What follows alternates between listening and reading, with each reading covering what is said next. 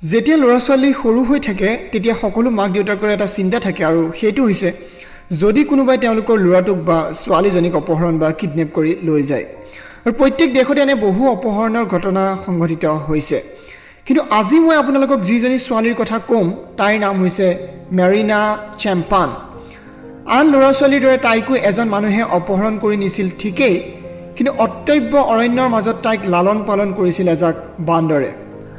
আৰু যেতিয়া তাই 30 বছৰৰ পিছত পুনৰ ঘূৰি আহিছিল তেতিয়া তাই এনে ধৰণৰ আছিল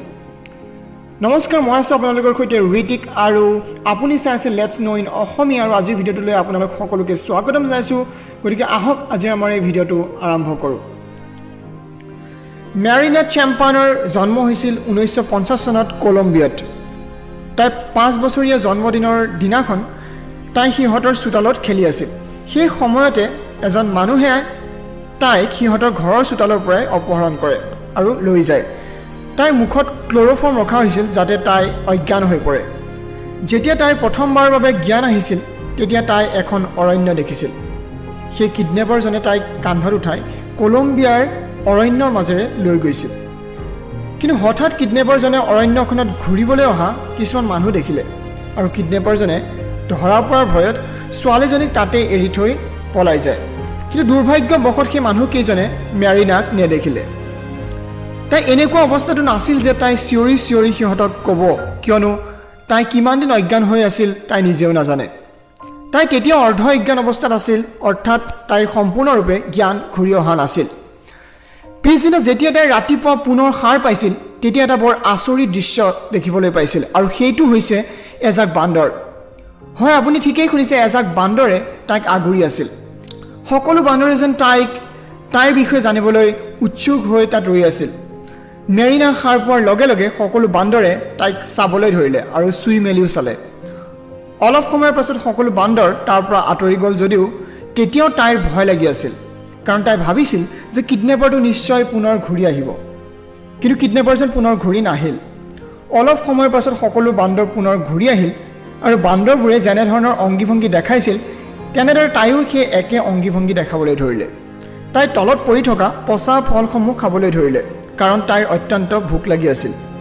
পচা ফল খোৱাৰ বাবে তাইৰ পেটৰ বিষ আৰম্ভ হৈছিল আৰু তেনেতে এটা বৰ ডাঙৰ বান্দৰ আহিছিল তাই ভাবিছিল যে সেই বান্দৰটোৱে তাইক নিশ্চয় কামুৰিব কিন্তু আচৰিতভাৱে বান্দৰটোৱে তাইক নাকামুৰি ক'ৰবালৈ নিবলৈ চেষ্টা কৰিছিল আৰু তাৰপিছত মাৰিনা বান্দৰটোৰ পিছে পিছে গৈ এটা সৰু নিজৰা পাইছিল আৰু তাতে তাই বমি কৰিছিল আপুনি যদি ভাবিছে মই কেনেকৈ এইবোৰ গম পালোঁ তেনেহ'লে আপোনাক মই কৈ দিওঁ যে আপুনিও ডেছক্ৰিপশ্যন বক্সত যাওক আৰু তাত প্ৰথম লিংকটোত আপুনি ক্লিক কৰিলেই তাই নিজে দিয়া ইণ্টাৰভিউটো চাব পাৰিব তাৰোপৰি আপুনি যদি উইকিপিডিয়াত চাৰ্চ কৰে তেনেহ'লে এই সবিশেষ ঘটনাটো আপুনি পঢ়ি চাব পাৰিব তাৰপিছত মাৰিনাই প্ৰথমবাৰৰ বাবে বান্দৰটোৰ চকুলৈ চালে আৰু তাইৰ এনে ভাৱ হ'ল যে বান্দৰটোৱে তাইৰ কোনো ক্ষতি নকৰে আৰু সেই দিনাখনৰ পৰা পিছৰ 5 বছৰলৈকে মাৰিনাক বান্দৰে বৰ মৰমেৰে লালন পালন কৰিছিল মাৰিনাই বান্দৰক দেখি জীয়াই থাকিবলৈ ল'লে তাই গছৰ ওপৰত অনায়াসে উঠি যাব পাৰিছিল আনকি তাই বান্দৰৰ লগত কেনেদৰে কথা পাতিব লাগে সেই কথাও আয়ত্ব কৰিব পাৰিছিল তাৰ 30 বছৰ পিছত তাই এখন কিতাপ লিখিছিল আৰু সেই কিতাপখনত তাই সকলোবোৰ কথাবোৰ সুন্দৰভাৱে লিখি থৈ গৈছে